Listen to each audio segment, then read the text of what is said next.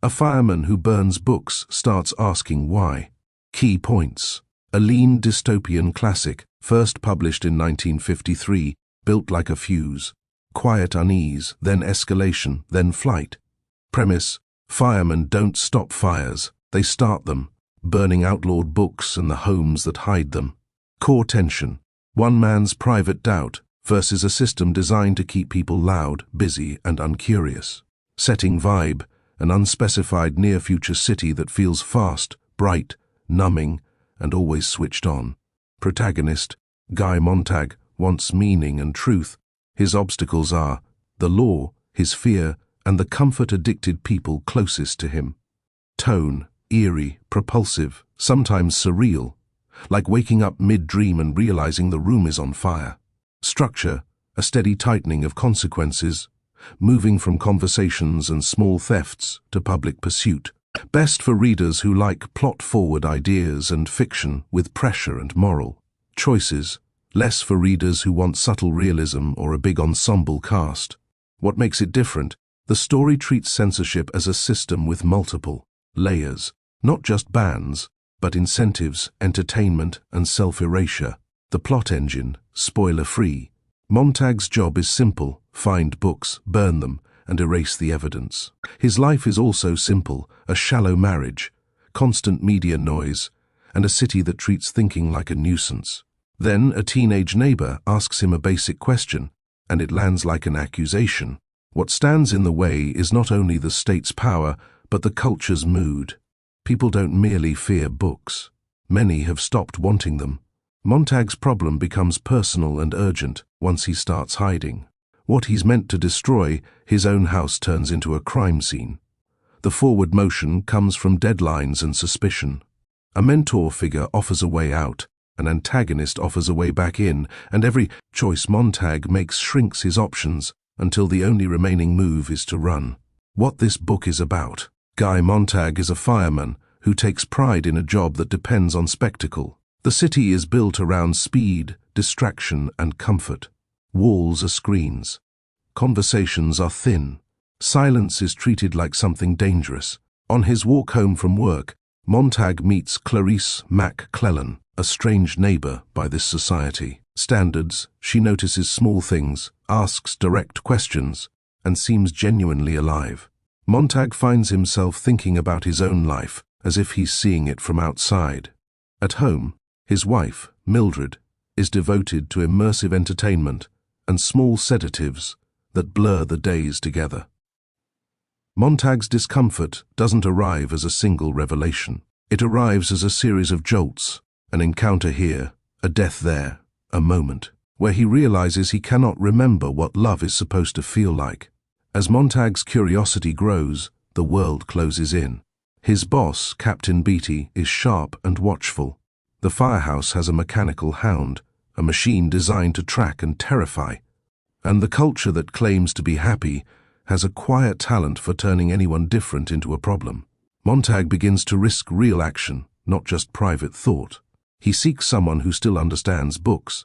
He starts to treat reading not as rebellion for its own sake, but as a tool, a way to name what's missing and what has been taken.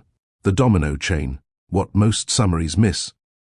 Because Clarice asks Montag if he is happy, he starts noticing how much of his life is performed rather than felt. Because Mildred lives inside screens and sedatives, Montag's loneliness becomes impossible to ignore. Because the city runs on speed and noise, stillness begins to read as subversion. Because Montag sees the cost of obedience up close, just doing my job stops sounding neutral. Because he takes a book in secret, the story shifts from philosophy to evidence. Now there is something to find. Because Beatty can smell doubt, Montag's private crisis turns into a countdown. Because Montag doesn't know how to read alone in a hostile world, he looks for a guide rather than a slogan. Because even small acts ripple in a surveillance culture, one choice begins to pull the next behind it. Because the system depends on people isolating themselves, the first real connection Montag makes becomes a threat. Why it works, and what might not. What it nails. Bradbury builds tension by making Montag's awakening costly from the start. The plot doesn't reward curiosity with comfort.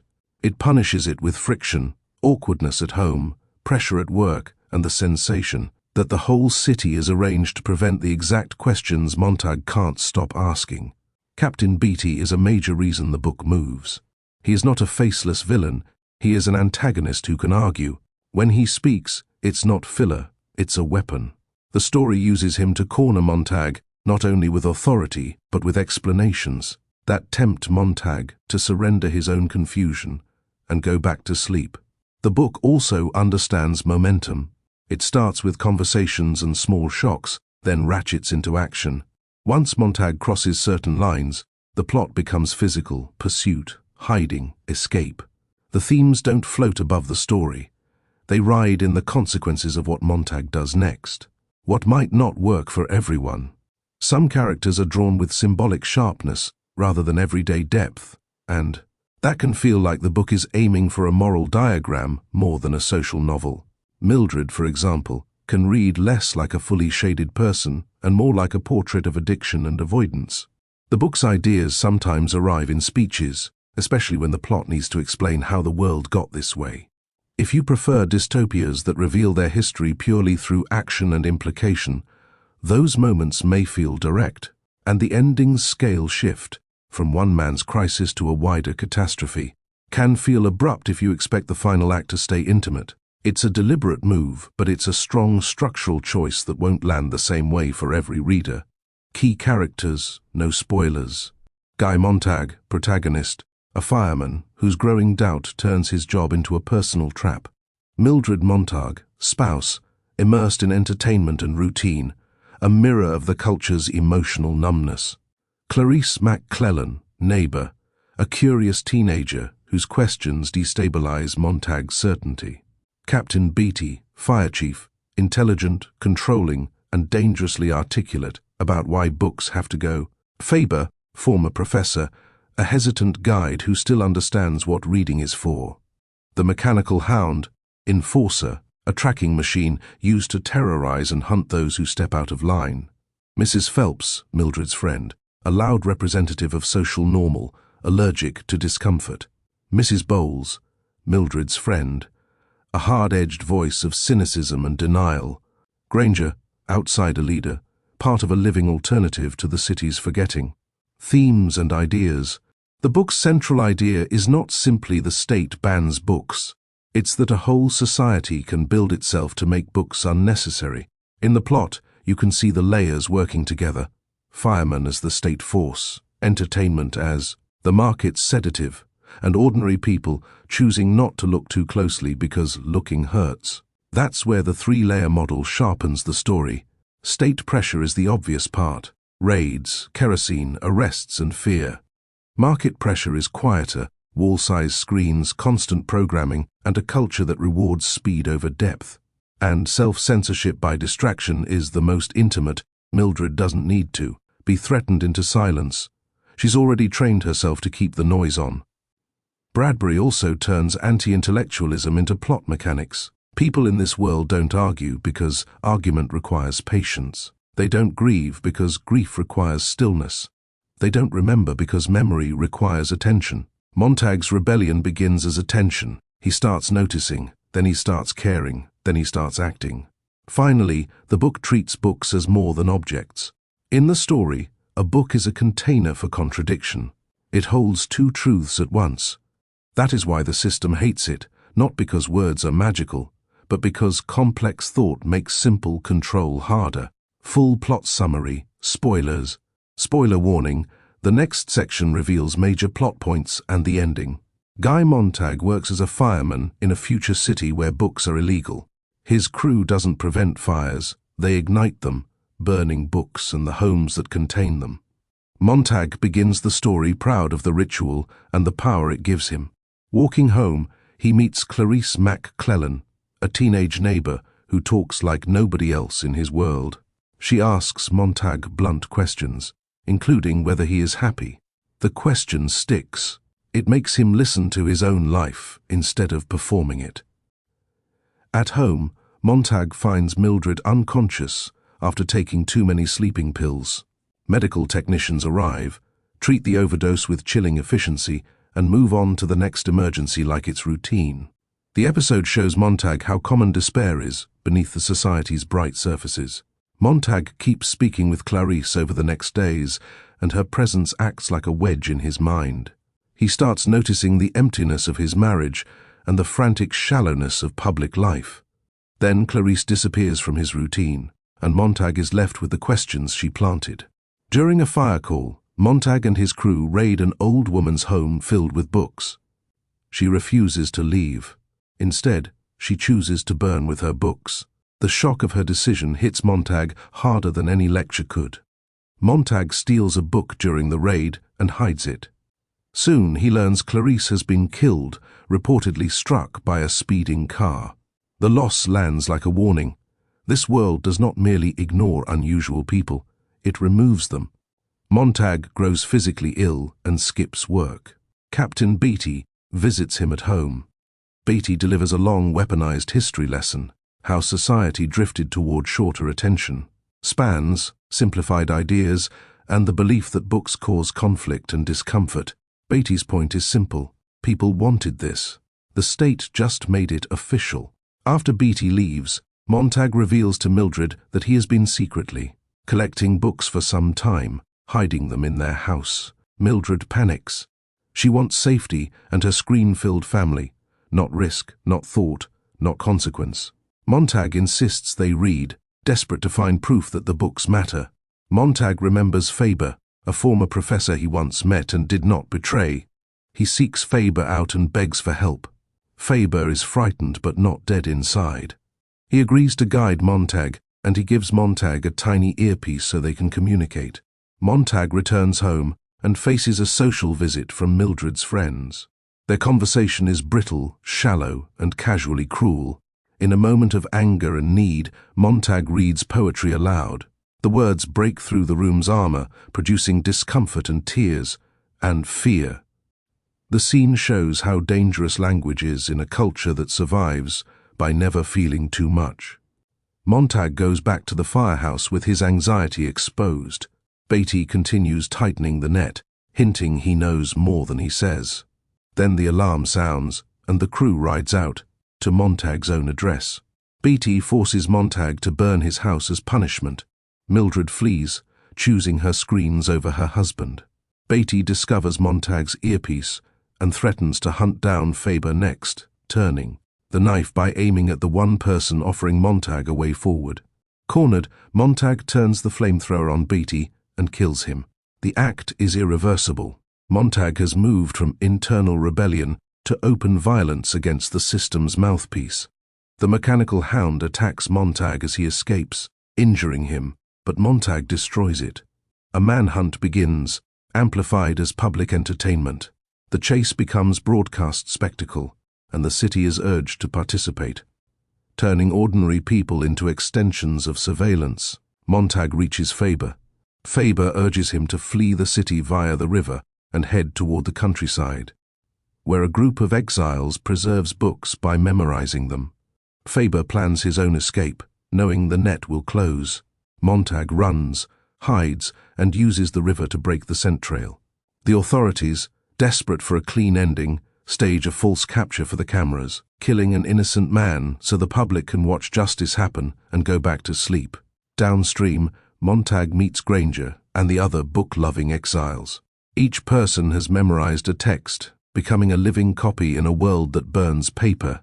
Montag joins them, carrying what he can remember, including parts of the Bible. As they talk, bombers cross the sky and destroy the city in a sudden, devastating strike. The war that has been background noise becomes immediate apocalypse. Montag and the exiles survive at a distance and watch the world Montag came from collapse in fire. In the aftermath, the group begins walking back toward the ruined city, not as conquerors, but as carriers. The ending points toward rebuilding, not simply restoring buildings, but restoring memory, attention, and the slow work of thinking again, the point of no return. The story locks onto its final track when the fire call leads to Montag's own house and Beatty forces him to burn it, because after that humiliation, Montag's violent choice against Beatty makes him a public enemy, triggers the broadcast manhunt. and leaves him only one direction to go, out of the city and into exile. The domino chain, cause, effect. Because Montag meets Clarice and is asked if he is happy, he begins to notice his life as a performance. Because Mildred's overdose is treated as routine, Montag sees despair as a system feature, not a private accident. Because the old woman chooses to burn with her books, Montag realizes belief can be stronger than fear. Because he steals and hoards books, Beatty's suspicion becomes a clock ticking inside Montag's home. Because Beatty explains the world's logic, Montag understands the trap is cultural as well as legal. Because Montag needs a path forward, he turns to Faber, who gives him guidance and a voice in his ear. Because Montag reads to Mildred's friends, the private rebellion becomes visible, reckless, and harder to contain. Because the alarm leads to Montag's house, the system turns his domestic life into an execution stage. Because Beatty threatens Faber, Montag kills Beatty, making retreat impossible. Because the city turns the chase into entertainment, the manhunt becomes collective, not just official. Because Montag uses the river to vanish, the authorities fake a capture to satisfy the story the public expects. Because Montag finds Granger's group, the plot flips from destroying books to becoming books. Because war finally arrives, the city is annihilated, and Montag's old world ends in the same fire it worshipped. Because the survivors walk back to rebuild, the ending frames memory and attention as the first bricks of a new society. Who should read this? If you like dystopias that move, this is a great pick. The plot is built on pressure and consequence. Small choices become irreversible ones, and the story never lets Montag stay comfortably undecided. If you want a book about censorship that feels modern without feeling trendy, it fits. It's not only about laws, it's about how a society teaches itself to prefer noise over thought, and how that preference becomes a kind of voluntary prison. If you hate speeches, allegorical characters, or stories where the world is painted in bold strokes, you may bounce off it. But if you can accept the fable-like sharpness, the book repays you with clarity and momentum. Reader profiles. If you like tense moral awakenings, fugitive plots, and one-person versus the system arcs. If you want a story about attention, entertainment, and conformity that still has action. If you're studying, a short novel with big discussion value and clear turning points. If you hate symbolism-forward characters or idea-driven dialogue, this may feel blunt at times. If you like this, try 1984, George Orwell. A different angle on surveillance and fear as social architecture. Brave New World, Aldous Huxley. A society kept docile by pleasure, not pain. We, Yevgeny Zamyatin. An early blueprint for the engineered collectivist dystopia. The Handmaid's Tale, Margaret Atwood. Control through language, ritual, and enforced roles. The Giver, Lois Lowry. A clean, spare story about what a safe society deletes. The Memory Police, Yoko Ogawa. Quiet dread about disappearing objects and enforced forgetting. Feed, M.T. Anderson. An attention economy turned into infrastructure, with sharp satire. Player Piano, Kurt Vonnegut. A mechanized society that removes purpose and calls it progress. The Martian Chronicles, Ray Bradbury. Bradbury's poetic imagination applied to colonization and loss. Never Let Me Go, Kazuo Ishiguro. A calm surface hiding a brutal system revealed by human choices. The Final Word. Fahrenheit 451 is a plot about a man waking up and realizing the room is designed to keep him asleep. Its great strength is how it turns ideas into consequences. Doubt becomes evidence, evidence becomes danger, and danger becomes flight. The trade-off is bluntness in places, but the book earns that bluntness with velocity and sting. It leaves you with a simple question that doesn't fade. What did you stop paying attention to? And who benefited? More insight, less noise. Explore the full range at taylortailored.co.uk.